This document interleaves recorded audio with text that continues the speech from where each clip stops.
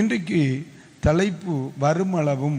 யோவான் எழுதிய சுவிசேஷம் 14ஆம் அதிகாரம் அதனுடைய தோத்திரம் 1 முதல் 3 வரையிலான வசனங்கள். உங்கள் இருதயம் கலங்காதிருப்பதாக, உங்கள் இருதயம் கலங்காதிருப்பதாக தேவனிடத்தில் விசுவாசமாயிருங்கள், தேவனிடத்தில் விசுவாசமாக இருங்கள், என்னிடத்திலும் விசுவாசமாயிருங்கள், என்னிடத்திலும் விசுவாசமாக இருங்கள். என் பிதாவின் வீட்டில் அநேக வாசஸ்தலங்கள், என் பிதாவின் வீட்டில் அநேக வாசஸ்தலங்கள் உண்டு. அப்படி இல்லாதிருந்தால் நான் உங்களுக்கு சொல்லியிருப்பேன். ஒரு ஸ்தலத்தை உங்களுக்காக ஆயத்தம் பண்ண போகிறேன். நான் போய் உங்களுக்காக ஸ்தலத்தை ஆயத்தம் பண்ணின பின்பு நான் இருக்கிற இடத்திலே நீங்களும் இருக்கும்படி நான் மறுபடியும் வந்து உங்களை என்னிடத்தில் சேர்த்துக் கொள்ளுவேன். ஆமென். அல்லேலூயா. 3ஆம் வசனத்தின் கடைசி பகுதி சொல்லுகிறது, நான் மறுபடியும் வந்து உங்களை என்னிடமாய் சேர்த்து கொள்ளுவேன். எல்லாரும் இந்த வார்த்தை சொல்லுங்க, நான் மறுபடியும் வந்து உங்களை என்னிடமாய் சேர்த்து. அவர் வருமளவும், அவர் இப்பொழுது அவர் நம்மை சேர்க்க வருமளவும் அவர் என்ன செய்து கொண்டிருக்கிறார்? ஆண்டவர் இயேசு கிறிஸ்து நம்மை சேர்க்க வருவார். அவர் வரும் அளவும் அவர் என்ன செய்து கொண்டிருக்கிறார்? ஆண்டவர் சொன்னார், உங்களுக்காக ஒரு ஸ்தலத்தை ஆயத்தம் பண்ண போகிறேன், அதை ஆயத்தம் பண்ணன பின்பு நான் வருவேன். அப்படியானால் இன்றைக்கு எனக்காக உங்களுக்காக பரலோகத்திலே பிதாவின் வீட்டில் ஒரு ஸ்தலம் என்ன செய்யப்பட்டு கொண்டிருக்கிறது? ஆயத்தப்பட்டு கொண்டே இருக்கிறது. ஒரு அல்லேலூயா. கர்த்தருக்கு ஸ்தோத்திரம். இரண்டாவதாக, அவர் வருமளவும் அவர் என்ன செய்து கொண்டிருக்கிறார்? நமக்காக பிதாவினிடத்தில் பரிந்து பேசிக்கொண்டே இருக்கிறார். ஆமே. ஒன்று, எனக்குரிய ஆயத்த வேலைகள் நடைபெறுகிறது. இரண்டாவது, எனக்காக பரிந்து பேசுதல் என்ன செய்யப்படுகிறது? நடைபெற்று கொண்டே இருக்கிறது. அப்ப அவர் அங்கு எனக்காக ஏதோ ஒன்றை செய்து கொண்டிருக்கிறார். நான் நம்புறேன், அவர் எனக்காக ஏதோ ஒன்றை செய்து கொண்டிருக்கிறார். எனக்காக சில நேரங்களில் பிதாவினிடத்தில் அவர் பரிந்து பேசுகிறார். எனக்காக சில நேரங்களில் பிதாவினிடத்தில் விண்ணப்பம் பண்ணுகிறார். எனக்காக ஒரு இடத்தை அழகாய் அவர் ஆயத்தம் பண்ணி கொண்டே இருக்கிறார். ஆமே. அப்போ அவர் வருமளவும் அங்கே அவர் செயல்படுகிறார். கர்த்தர் என்னையும் அவர் வருகிறது வரையிலும் ஏதோ ஒன்றை செய்ய என்னை உற்சாகப்படுத்துகிறார். ஆமே. அவர் வருகிறது வரைக்கும் நீங்க என்ன செய்யணும்? ஏதோ ஒன்று செய்யணுமா பார்த்துக்கிடுங்க. இது எனக்கு ஆண்டவர் கற்றுக் கொடுத்ததை நான் உங்களுக்கு கற்றுத் தருகிறேன். அவர் இப்பொழுது சும்மா இல்லை. ஆண்டவர் நம்மை சேர்க்க வருகிறது வரையிலும் அவர் இப்பொழுது இளைப்பாரி கொண்டிருக்கவில்லை. அவர் இப்பொழுதும் நமக்காக கிரியை செய்து கொண்டுதான் இருக்கிறார். அப்ப இந்த பூமியில எனக்காக நான் அவருக்காக செயல்பட எனக்காக ஒரு ராஜ்யத்தை, எனக்காக ஒரு வீட்டை, அவர் எனக்காக ஒரு இளைப்பாறுகிற ஸ்தலத்தை, எனக்காக ஒரு மகிமையான இடத்தை என் ஆண்டவர் கட்டிக்கொண்டே இருக்கிறார், ஆயத்தப்படுத்தி கொண்டே இருக்கிறார். ஒரு அல்லேலூயா.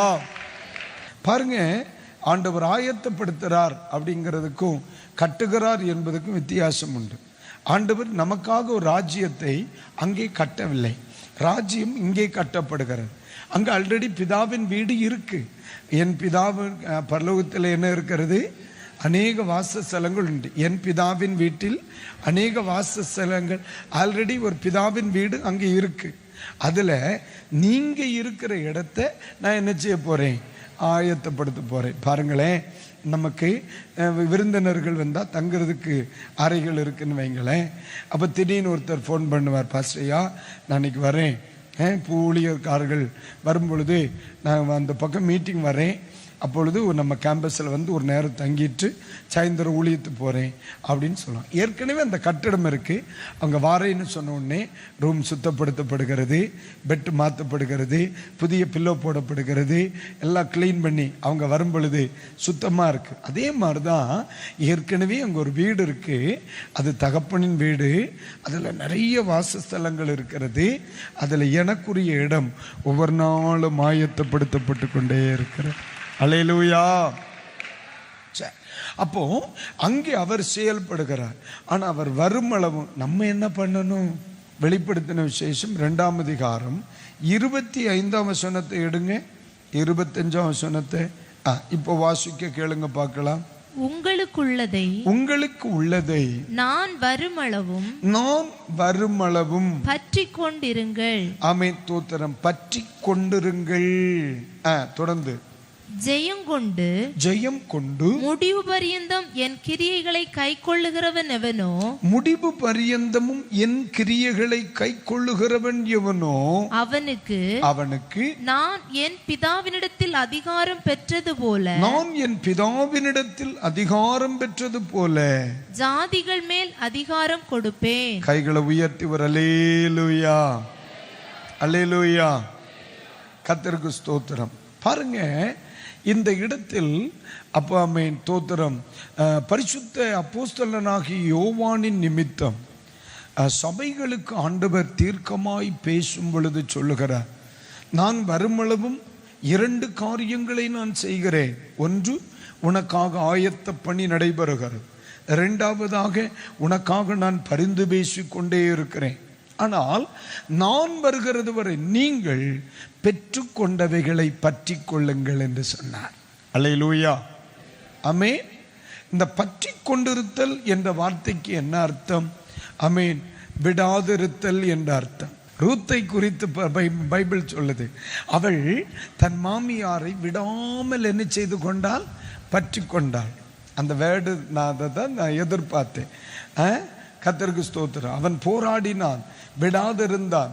ஓகே, தோத்திரம். பற்றி கொண்ட ஒரு இயல்பான அதையும் நம்ம வந்து எடுத்துக்கலாம்.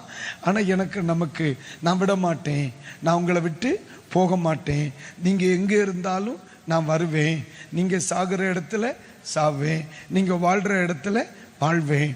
அப்போது அந்த இடத்துல அந்த வார்த்தையை நீங்கள் நல்லா கவனிங்கன்னா, உனக்குரியதை நீ என்ன செய்து கொள்ள வேண்டும்?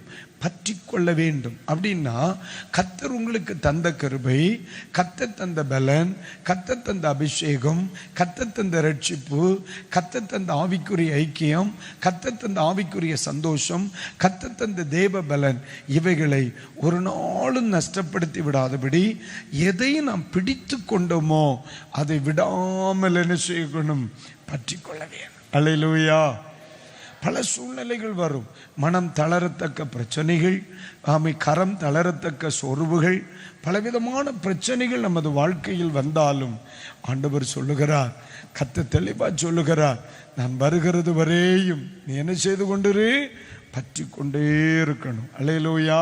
சில நேரங்களிலே நாம் தளர்ந்து போய் விடுகிறோம், சில நேரங்களில் சோர்வடைந்து விடுகிறோம். பாருங்க, கொஞ்ச நேரம் நம்ம ஒரு காரியத்தை பிடிச்சிருந்தா நமக்கு தெரியாமையே கைகள் என்ன செய்யும்? தளரும். பாருங்க.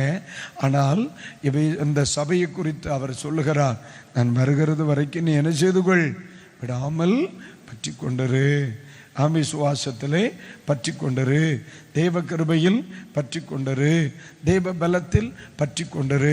இந்த ராத்திரி வேளை இந்த வார்த்தைகளை கேட்கிற தேவ பிள்ளைகளுக்கு சொல்லுகிறேன், துராலோசனைகள் வரும், துருபதேசங்கள் வரும், நன்மை மாதிரி சொல்லுகிற துர்போதனைகள் வரும், இடர பண்ணுகிற பிரச்சனைகள், சவால்கள் வரும். ஆனால் ஆண்டவர் சொல்லுகிறார், நான் வருகிறது வரையிலும் நீ என்ன செய்து கொள்? விடாமல் பற்றி கொண்டே இருக்கணும். அல்லேலூயா. கர்த்தருக்கு ஸ்தோத்திரம். அல்லேலூயா. ஒரு நாள் விடுவதில்லை. அதனால அப்போஸ்தலனாகிய பவுல் சொல்லுதா, ஆமென், என்றும் கிறிஸ்துவின் அன்பை விட்டு என்னை பிரிப்பவன் யார் என்று சொல்லுகிறார். அப்போ தேவ பிள்ளைகள் விடாமல் பற்றி கொள்ளணும், விடாமல் பற்றி கொள்ளணும். ஒருவேளை படிக்கிறதுக்கு வெளியூர் போகலாம், ஆனால் சத்தியத்தை விடாமல் பற்றி கொள்ளணும். வேலை விஷயமா வெளியே போகலாம், தேவ கிருபையை விடாமல் பற்றி கொள்ளணும். சூழ்நிலைகள் நிமித்தமாக நம்ம வெளியே போகிற ஒரு சூழ்நிலை வரலாம், விடாமல் பற்றி கொள்ளணும். அப்போ விடாமல் பற்றி கொள்ளும் பொழுது கர்த்தர் ஒரு வார்த்தையை சொல்லுகிறார். 26ஆம் வசனம் அழகா சொல்லுகிற ஒரு வார்த்தையை படிக்கிறீங்களா? ஜெயம் கொண்டு முடிவு பரியந்தம் என் கிரியைகளை கை கொள்ளுகிறவன் எவனோ அவனுக்கு நான் என் பிதாவினிடத்தில் அதிகாரம் பெற்றது போல ஜாதிகள் மேல் அதிகாரம் கொடுப்பேன், ஜாதிகளின் மேல் அதிகாரம் கொடுப்பேன். அல்லேலூயா, அல்லேலூயா, ஆமென்.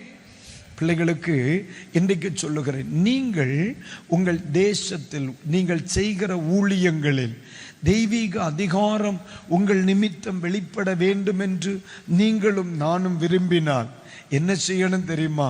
கர்த்தரை நம்ம பிடிச்சிருக்கிறோம் இல்லை, சத்தியத்தை நம்ம பிடிச்சிருக்கிறோம் இல்லை, அந்த பிடிக்கிற பிடிய விடாம இன்னும் இறுக பிடிச்சுக்கிடணும். அல்லேலூயா. அந்த வசனத்தை நான் படித்த பொழுது எனக்கு ஒன்று, அவரை இறுக பிடிக்க பிடிக்க பிடிக்க பிடிக்க என்னிடத்திலிருந்து தேசத்தில் என்ன வெளிப்படும்? தெய்வீக அதிகாரம் வெளிப்பட ஆரம்பிக்கும். ஆமென். அப்போ நான் இதுல இன்னொரு கோணத்துல விசுவாசிக்கிறேன். அநேகருடைய வாழ்க்கையில அவர்களிடத்தில் இந்த வல்லமை புறப்படுகிற ஊழியத்துல, ஜெபத்துல, விசுவாச வாழ்க்கையில தேவ வல்லமை வெளிப்படவில்லை என்றால் உடனே நம்ம புரிஞ்சுக்கிடணும், எங்கேயோ ஒரு இடத்துல பற்றி கொண்டிருக்கிற விஷயத்துல கொஞ்சம் என்ன வந்திருக்கு? தளர்வு வந்திருக்கு.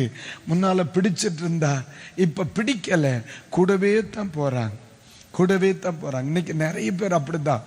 ஒரு காலத்துல கையை பிடிச்சு சேர்ந்து இறுக பிடிச்சு நடந்தாங்க, இப்போ கையை விட்டாச்சு. ஆனா இயேசுவும் அவரோடு கூட தான் டிராவல் பண்றாங்க, ஆனா கை பிடிச்சு நடக்கல. ஆரம்பத்துல அவரை கையை இறுக பற்றி கொண்டு நடந்தாங்க, இறுக. அந்த பிடிப்பு ரொம்ப அழகா இருந்துச்சு.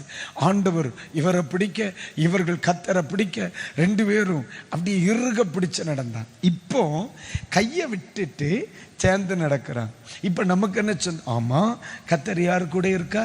என் கூட இருக்கிறார். நாங்கள் சேர்ந்து தான் நடக்கிறோம், சேர்ந்து தான் பள்ளிக்கூடம் போகிறோம், சேர்ந்து தான் ஊழியம் செய்கிறோம், சேர்ந்து தான் டிராவல் பண்ணுறோம்.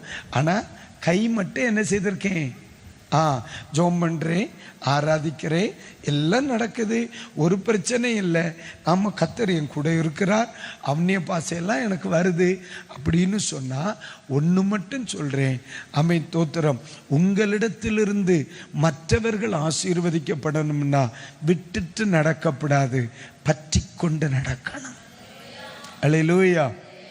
நீங்க சொல்லலாம், இயேசு என் கூட இருக்கிறார், இயேசுப்பா கிருபை என் கூட இருக்கு, இயேசுப்பா தயவு என் கூட இருக்கு, ஆண்டோடைய பிரசன்னம் இருக்கு, நான் ஆவியில நரம்புறேன், அந்நிய பாசம் பேசுறேன், என்னைக்கோ பேசின பாசம் மறுபடியும் வருது அப்படி நம்ம சொல்லிக்கிட்டாலும் ஒன்று சொல்றேன், அவன் கர்த்தர் சொல்றார், நான் வருகிறது வரைக்கும் விடாமல் பற்றி கொள்ளணும், உன் விசுவாசத்தை பற்றி கொள்ளணும், அந்த ஐக்கியத்தை பற்றி கொள்ளணும். கர்த்தரை விடாம பற்றிக்கொள். விட்டுட்டு கூட நடக்கிறது கிறிஸ்தவ வாழ்க்கை. அல்லேலூயா. விடாமல், அது சீஷத்துவம் இல்லையா? விடாமல் பற்றி கொள்ளணும் கர்த்தரை. ஆமென். ஒருவேளை ஆவிக்குரிய வாழ்க்கையில முன்னால உள்ள அனுபவங்கள் மங்கி போய், கர்த்தருக்கு ஸ்தோத்திரம், நான் ஜெபிக்கிறேன், பாடுறேன், ஆராதிக்கிறேன்னு நீங்க திருப்தியில இருக்கலாம். ஆனா கைவிட்டு கொஞ்ச நாள் ஆச்சு, ஆராதிச்சு கொஞ்ச நாள் ஆச்சு, மனம் விட்டு தெய்வ பிரசன்னத்தை உணர்ந்து ரொம்ப நாள் ஆச்சு. பின்மாற ஒன்றும் இல்லை, ஆனால் ஒரு சின்ன கேப் விழுந்திருக்கு. அல்லேலூயா. பின்மாற ஒன்றும் இல்லை, ஆனால் கையை என்ன செய்தாச்சு? விட்டாச்சு. ஆனால் இணைந்து தான் நடக்கிறோம். அப்படி ஒரு ஆவிக்குரிய வாழ்க்கை அல்ல. கர்த்தரை நம்ம என்ன பிடித்தோமோ பற்றி கொண்டரு, விட்டுறாத. நீங்கள் மட்டும் அவரை பற்றி கொண்டால் என்னிடத்திலிருந்து அவர்களுக்கு அதிகாரம் அளிக்கப்படும். ஆண்டவர் தெளிவாய் சொல்லுகிறார், நீ உருக பிடித்துக்கொள், நீ இறுக பிடித்துக்கொள். இன்றைக்கு ராத்திரியில் பரிசுத்த ஆவியானவர் மிக மிக தெளிவாய் சொல்லுகிறார், என் அதிகாரம் முன்னிலிருந்து வெளிப்படும் என்றார். சத்தம் அல்லேலூயா. ஆமென். வருமளவு என்ன செய்யணும்? பற்றி கொண்டிருக்கணும். யாக்கோபு நம்மை தோத்திரம் நிருபத்தை திருப்புங்க. யாக்கோபு நிருபத்தை திருப்புங்க. அதிலே கர்த்தர் 5ஆம் அதிகாரத்திற்கு நேராய் ஆமென் தோத்திரம் 7வது வசனத்தை இப்பொழுது வாசிக்க கேளுங்கள். இப்படி இருக்க சகோதரரே கர்த்தர் வருமளவும், கர்த்தர் தலைப்பெண்ண வருமளவும், கர்த்தர் வருமளவும் நீடிய பொறுமையாயிருங்கள். எப்படிங்க? நீடிய பொறுமையாயிருக்கணும். அல்லேலூயா. வருமளவும் எதை விட்டுறப்படாது? பொறுமையை விட்டுறப்படாது. ஆமென். வருகிறது வரைக்கும் பொறுமையை விட்டுறப்படாது. எப்படி இருக்கணுமா? நீடிய பொறுமையாயிருந்து இதோ பகிரடுகிறவன் பூமியின் நற்பலனை அடைய வேண்டும் என்று முன்மாரியும் பின்மாரியும் வருமளவும் நீடிய பொறுமையோட காத்திருக்கிறான். தொடர்ந்து படிமா. நீங்களும் நீடிய பொறுமையோடு இருந்து உங்கள் இருதயங்களை ஸ்திரப்படுத்துங்கள், கர்த்தரின் வருகை சமீபமாய் இருக்கிறது. ஒரு அல்லேலூயா சொல்லுங்க. நல்ல வார்த்தை இல்ல? ஆண்டவர் என்ன சொல்லுகிறார்? நான் வரும் அளவும் நீடிய பொறுமையா இருங்க. நான் வரும் அளவும் நீடிய பொறுமையா இருங்க. அப்படின்னு என்ன? நான் தாமதிப்பதை குறிக்கிற தாமதிக்கும் காரியத்தில் அவசரப்பட்டு விடாதிருங்க. நீங்கள் எதிர்பார்க்கிற காரியங்கள் ஒருவேளை தாமதமாகலாம்.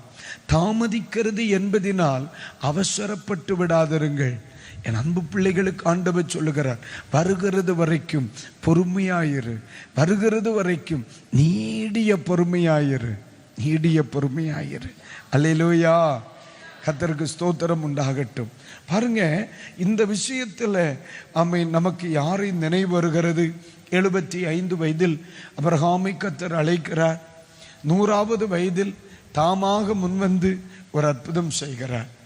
25 ஆண்டுகள் ஒரு வாக்குத்தத்த நிறைவேறுதலுக்கு காத்திருக்க வேண்டியது வருகிறது. ஆனால் ஏறத்தாழ ஆண்டவரால் அழைக்கப்பட்டு ஒரு 10-12 ஆண்டுகள் ஆகும் பொழுது 10-12 ஆண்டுகள் ஆகும் பொழுது சாராய்க்குள் ஒரு எண்ணம் வருகிறது, இனி நமக்கு எப்படி குழந்தை பிறக்க வாய்ப்பு இருக்கிறது?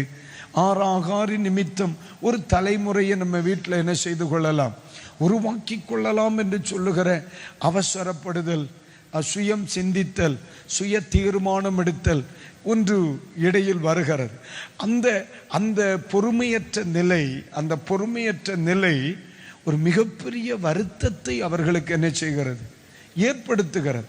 அப்ப இந்நிலை நமக்கு வராதிருக்கும்படி கர்த்தர் சொல்லுகிறார், நான் வரும் அளவும் நீங்க எப்படி இருங்க, நான் வருவேன் என்பதற்காக கர்த்தர் தருவார் என்று, கர்த்தர் நடத்துவார் என்று, கர்த்தர் போதிப்பார் என்று, கர்த்தர் போஷிப்பார் என்று, கர்த்தர் பதில் தருவார் என்று நீடிய பொறுமையுள்ளவர்களாயிருங்கள். ஆமென் சொல்லுங்க. அல்லேலூயா. அதுல எனக்கு பிடிச்ச ஒரு வார்த்தை வரும், பார்த்துக்கிடுங்க. ஆமென். கர்த்தருக்கு ஸ்தோத்திரம் உண்டாகட்டும். ஆமென். அந்த 7ஆம் வசனத்தில் பூமியின் நற்பலனை அடைய வேண்டும் என்று முன்மாரிக்காகவும் பின்மாரிக்காகவும் ஒரு பயிரிடுகிறவன் பொறுமையோடு காத்திருக்கிறது போல, நற்பலனை அடைவதற்கு அவன் காத்திருப்பது போல நீங்களும் நற்பலனை அடைவதற்கு ஒன்று காத்திருங்களேன். அல்லேலூயா. ஆமென். அவசரம் வேண்டாம். எந்த ஒரு காரியத்திலும் தேவனால் ஒரு வழி ஏற்படுத்தப்படுகிறது வரைக்கும் ஒன்று காத்திருங்கள், பொறுமையோடு இருங்கள். இந்த இடத்துல ஆண்டவர் சொல்லுகிறார், நீடிய பொறுமையா இருங்க. ஆண்டவர் இயேசு சீக்கிரமாய் வருவார். ஆண்டவருடைய வருகை எப்படி இருக்கிறது? சீக்கிரமாய் இருக்கிறது. சிலர் சொல்லுவாங்க, வருவேன் என்று சொன்னவர் எங்கே, ஏன் தாமதம் பண்ணுகிறார், இனி வருவாரா? நிறைய பேர் இயேசு இனி வரமாட்டார்னு பிரசங்கம் பண்ண ஆரம்பிச்சிட்டாங்க. அது நம்ம தோதர் வேதாகம காலங்களிலேயே இயேசு இனி வர வாய்ப்பு இல்லை என்று பேசினவர்களின் சரித்திரத்தை நம்ம படிக்கிறோம். இப்பவும் சிலர் நம்ம தோத்திரம் பரலோகம் தான் இங்கே தான் இருக்கு, இன்னும் ஒரு பரலோகம் ஒரு வாய்ப்பு இல்லை, இயேசு இனி வரமாட்டார், வந்துட்டு போயிட்டார், நமக்கு தெரியாமல் போச்சு, இப்படியெல்லாம் கட்டுக்கதைகள் இடப்படுகிற அநேக இடங்கள் இருக்கிறது. ஆனால் ஒன்று சொல்லுகிறேன், இயேசு வரவில்லை, இயேசு இனிதான் வருவார் என்பதற்கு ஒரே ஒரு அடையாளம் சொல்லுகிறேன். இயேசு வந்தால் பூமியில சபை இருக்கார். இயேசு வந்தா பூமியில ரட்சிப்பு பிரசங்கிக்கப்படாது. அதனால தைரியமா இருக்கலாம், நம்ம காத்திருக்கிறது வீணாக போகாது. தேவ பிள்ளைகள் இன்னும் பொறுமையா இருங்க. ஒருவேளை உங்க பொறுமை டிரான்ஸ்ஃபர் ஆகி நீடிய பொறுமையா இருக்கணும்னா கூட ஆகட்டும், பரவாயில்ல, இயேசு வருவார். ஆமென். பொறுமையை இழந்துடாதீங்க, அவசரப்படாதீங்க. நான் வருகிறது வரைக்கும் நீடிய பொறுமையார், நான் வருகிறது வரைக்கும். அல்லேலூயா. அதுல கர்த்தருக்கு ஸ்தோத்திரம். 3 காரியங்களை நான் உங்களுக்கு சொல்ல விரும்புகிறேன். ஒன்று, பலனுக்காக பொறுமையாக இருங்கள். என்னதுங்கம்மா? பலனுக்காக பொறுமையாக இருங்கள். கர்த்தருக்கு ஸ்தோத்திரம். எதை அடிப்படையாக வைத்து இப்பொழுது சொல்லுகிறேன். இது 7வது வசனத்திலே நம்ம என்ன படித்தோம்? 7வது வசனத்தில் அவர் சொல்லுகிறார், பூமியின் நற்பலனை அடைய வேண்டும் என்று அவன் காத்திருக்கிறது போல எல்லா பிள்ளைகளும் நம்ம செய்த செயலுக்கு தக்க பலனை அடைவதற்கு எப்படி இருங்க? பொறுமையா இருங்க. வருகிறது வரைக்கும் பலன் வருகிறது வரை பொறுமையா இருங்க. சொல்லுங்க சொல்லுங்க, உங்களுக்கு பலன் வருகிறது வரை ஒன்று பொறுமையா இருங்க. 2வதாக கர்த்தருக்கு ஸ்தோத்திரம். அதிலேயே நான் நினைக்கிறேன். ஆமென், தோத்திரம். 8வது வசனத்தின் கடைசி பகுதி சொல்லுது, உங்கள் இருதயங்களை ஸ்திரப்படுத்துங்க, கர்த்தருடைய வருகை. அடுத்து 2வதாக சொல்லப்பட்டிருக்கிறது, இயேசு வருகைக்காக பொறுமையா இருங்க. இயேசுவின் வருகைக்காக பொறுமையா இருங்க. இயேசு வரல, இன்னும் வரலையே ஆண்டவரே, நீர் வரமாட்டீரா அப்படிங்கிற ஒரு சந்தேகம் எல்லாம் வேணாம். அவர் வருவார், சொன்னவர் நிச்சயம். அவர் தாமதித்தாலும் எப்படி இருக்கணுமா? காத்து இருக்கணுமா? அதனால பிள்ளைகள், இயேசு வருவேன்னு சொன்னார்ல, அந்த வருகைக்காக கொஞ்சம் பொறுமையா இருங்க. எபிரேயருக்கு எழுதிய நிருபம் அதனுடைய தோத்திரம் 10ஆம் அதிகாரத்தை எடுங்க. 36வது வசனத்தை கொண்டு வாசிங்க. நீங்கள் தேவனுடைய சித்தத்தின்படி செய்து, நீங்க தேவனுடைய சித்தத்தின்படி செய்து வாக்குத்தத்தம் பண்ணப்பட்டதை பெறும்படிக்கு. எப்படிங்க? உங்களுக்கு கர்த்தர் வாக்குத்தத்தம் பண்ணி இருப்பார்ல, அந்த வாக்குத்தத்தம் பண்ணப்பட்டதை பெறும்படிக்கு பொறுமை உங்களுக்கு வேண்டியதா இருக்கிறது. அல்லேலூயா. அப்ப ஒன்று, நீங்கள் எதிர்பார்க்கிற பலனில் பொறுமையா இருங்க. 2வது, எதிர்பார்க்கிற இயேசு கிறிஸ்துவின் வருகைக்கு பொறுமையா இருங்க. 3வது என்ன சொல்லுகிறார்? நீங்கள் எதிர்பார்க்கிற வாக்குத்தத்தங்களின் மேல் பொறுமையா இருங்க. என் தேவனாகிய கர்த்தர் பொய் சொல்லுகிறவர் அல்ல, அவர் சொன்னதை அவர் செய்வார். நான் வருகிறது வரைக்கும் நீ பொறுமையாரு, நான் வருகிறது வரைக்கும் பொறுமையாரு. நான் வருவேன்னு சொன்னார்.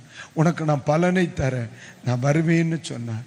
நான் உன்னை கூட்டி போக நான் வருவேன்னு சொன்னார். உனக்கு சொன்னதை செய்ய நான் வருவேன்னார். எத்தனை பேர் எத்தனை சொன்னார்? 1, நான் உன் பலன் தர வருவேன்னார். 2, கூட்டிட்டு போக வருவேன்னார். 3, சொன்னதை செய்ய எப்ப வேணாலும் வரலாம். அவர் வருகிறது வரையிலும் பொறுமையா இருங்க. அவர் வருகிறது வரையிலும் பொறுமையா இருங்க. அப்படியானால் இன்றைக்கு கேட்கலாம், ஆண்டவரே பொறுமையா இருக்கிறதுக்கு சரிப்பா, ஆனா என்னால சில நேரத்துல பொறுமையா இருக்கணும். பிரசங்கம் கேட்கும் பொழுது இனி பொறுமையா இருக்கலாம்னு தோணுதுயா. ஆனா சில நேரத்துல வீட்டுல போனா, சில நேரத்துல சில சப்தங்களை கேட்கும் பொழுது சோர்ந்து விடுகிறோமே. அதனாலதான் ஆண்டவர் சொன்னார், உன்னதத்திலிருந்து வருகிற பலத்தினால் தரிப்பிக்கப்படும் மட்டும் எருசலேமை விட்டு போகாதே. ஒவ்வொரு நாளும் தேவ கிருபைக்கு காத்திரு. ஆண்டவருடைய கிருபை வரும் பொழுது அதை நம்ம இன்னும் காத்திருக்க பண்ணும், இன்னும் ஆண்டவருக்காக காத்திருக்க பண்ணும். ஆவியிலை நிரம்பி ஆவியிலை ஆராதித்து ஆராதித்து ஆராதித்து ஆராதித்து. அல்லேலூயா, அல்லேலூயா. ஆமே. நான் ஒரு காரியம் சொல்லவா? அபிரகாமுக்கும் தோத்திரம், சாராய்க்கும் தோத்திரம், 2 பேருக்கும் தானே குழந்தை இல்லை. இல்லையா? 2 பேருக்கு வந்து கணவன் மனைவி. ஆனா அபிரகாமுக்கு இன்னொரு கல்யாணம் பண்ணணுங்கிற, அபிரகாமுக்கு இன்னொரு பிள்ளையை வாக்குத்தத்தமா பெற்றுக்கொள்ளணும் அப்படிங்கிற இன்னொரு ஸ்திரியின் மூலமா ஒரு வாக்குத்தத்த சந்ததியை பெறணுங்கிற ஒரு எண்ணம் யாருக்குள்ள வரல. ஒண்ணு புரிஞ்சுக்கிடுங்க, அது ஆண்டவரை குத்தம் சொல்லவா ஆபிரகாம குத்தம் சொல்லவான்னெல்லாம் எனக்கு தெரியாது. ஏன்னா ஆண்டவரை குத்தம் சொல்ற அளவுக்கு நம்ம இல்லை, அபிரகாம குத்தம் சொல்ற அளவுக்கும் இல்லை. ஆண்டவர் எப்ப வந்தாலும் அபிரகாம மட்டும் கூப்பிட்டு பேசிட்டு போவார், வருவார், பேசுவார், போவார். அதனால அவருக்கு எந்த டவுட்டும் வரல. அப்பப்ப கூப்பிட்டு இந்த கிளவிக்கிட்டே 2 வார்த்தை பேசினா இந்த அளவுக்கு ஒரு பிரச்சனை வந்திருக்கா. என்ன நீங்க ஒரு மாதிரி பாக்குறீங்க முறைச்சு? அவர் அபிரகாமோடு பேசினார், அபிரகாமை அழைத்தார், வெளியே கொண்டு போனார், கடற்கரை மலையில பார்த்து பேசினார். ஆண்டவருக்கும் அபிரகாமுக்கு இடையில ஒரு ரிலேஷன்ஷிப். அப்பப்ப அபிரகாம் வருவார், புதன்கிழமை கூட்டத்தை முடிச்சுட்டு போவார், கொஞ்சம் தெம்பா போவார். அப்புறம் வெள்ளிக்கிழமை அபிரகாம் வருவார், வெள்ளிக்கிழமை வாச கூட்டத்துக்கு வருவார், ஜெபத்தை முடிச்சுட்டு போவார், கொஞ்சம் தெம்பா போவார். அடுத்த ஞாயிற்றுக்கிழமை அபிரகாம் வருவார். அபிரகாமுக்கு ஆண்டவருக்கு இடையில என்ன இருந்துச்சு? அவ்வப்போ காட்டுத்திரு கூட்டம், உபவாச கூட்டம், பைபிள் ஸ்டடி, இதெல்லாம் இடையில இருந்ததுனால பெரிய அளவுக்கு இன்னொரு ரேஷன் கார்டு அப்ளை பண்றதுக்கு ஒரு எண்ணம் வரல அப்படின்னு வைங்களேன். வரல. இன்னொரு ஆகாரை இவர் சூஸ் பண்ணல. இந்த ஆலோசனை யாரிடத்திலிருந்து வரல? அபிரகாமிடத்திலிருந்து வரல. ஆனா இந்த கிழவிகிட்ட இருந்து வந்துருச்சு, பாட்டியம்மா கிட்ட இருந்து வந்துச்சு. நான் ஒருவேளை நான் இப்படி நினைக்கிறேன், தோத்திரம், இந்த 89வது வயதில் 90வது வயதில் வீட்டுக்கு வந்தார்ல, அது போல இதுக்கு முன்னாடி வந்தப்போ சாரா எங்க கிழவி நல்லா இருக்காளா? எவ்வளவு இங்க வா தோத்திரம், இந்த கீரை விதைய பாரு, என்ன முடியுமா? ஐயோ குட்டி குட்டி குறு குறு குறுன்னு நிறைய இருக்கு, என்ன முடியல. இல்ல இந்த கீரை விதை மாதிரியே, இந்த சிறுபேர் மாதிரியே, ஏன்னா அவன் சமையல் புடைச்சிட்டு இருக்கும்ல கிழவி, தோத்தரு, இந்த அரிசி பருப்பு மாதிரியே என்ன முடியாத அளவுக்கு ஒன்னு ஆசீர்வதிப்பேன், நீ சோர்ந்து போகாதேன்னு 2 வார்த்தை சொல்லி இருந்தா அவன் கிழவி கொஞ்சம் தம்பாயிருந்திருக்கும் அப்படின்னு எனக்கு ஒரு அபிப்பிராயம். அதனாலதான் ஞாயிற்றுக்கிழமை மட்டும் வராத. அல்லேலூயா. அப்ப தேவனோடு கூடிய உறவு தெளிவில்லைன்னா அப்படி இப்படி நம்ம குரங்கு புத்தி யோசிக்கத்தான் செய்யும். நீங்க ரொம்ப நல்லவங்க, உங்களை தலை வணங்குகிறேன், வந்தீங்க இல்ல, வராதவனுக்கு சொல்லி. அல்லேலூயா. கைகளை உயர்த்தி வர. அல்லேலூயா, அல்லேலூயா. கர்த்தருக்கு ஸ்தோத்திரம். வருமளவும் ஆமென், வருமளவும் வருமளவும் ஆமென். பொறுமையோடு. கர்த்தர் எதையும் பொய் சொல்லுகிற தேவன் அல்ல, நம்முடைய தேவன் பொய் சொல்லுகிறவர் அல்ல. வருமளவும் பொறுமையோடு காத்திரு. எலும்பாக இருந்தால் கூட எதிர்காலம் உண்டு. கர்த்தர் வந்தார், தெய்வம் வருவார் என்றால் அது எலும்பாக இருந்தாலும் ஆமென் எதிர்காலம் உண்டு. தெய்வம் வந்தால் அது சடலமாய் இருந்தாலும் அது சத்தம் கேட்கும். அது சடலமாயிருந்தாலும் அது சத்தம் கேட்கும். அது கல்லறையாயிருந்தாலும் அது கரை சேரும். அது கல்லறையாயிருந்தாலும் கரை சேரும். காரணம், இயேசு வருவாரானார்.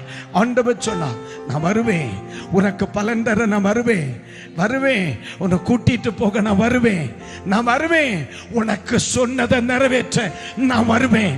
இத்தனை வருஷம் என் குடும்பத்தில் ஒரு மாற்றம் வராதா என்று காத்திருந்த என் பிள்ளையை விடுதலையாக்க, அவன் கடனில் இருந்து, அவன் கஷ்டத்தில் இருந்து, அவனுக்கு விரோதமாக எழும்பின அந்தகார வல்லமையில் இருந்து அவனை விடுதலையாக்கணும். வருவேன். கர்த்தரே. அல்லேலூயா.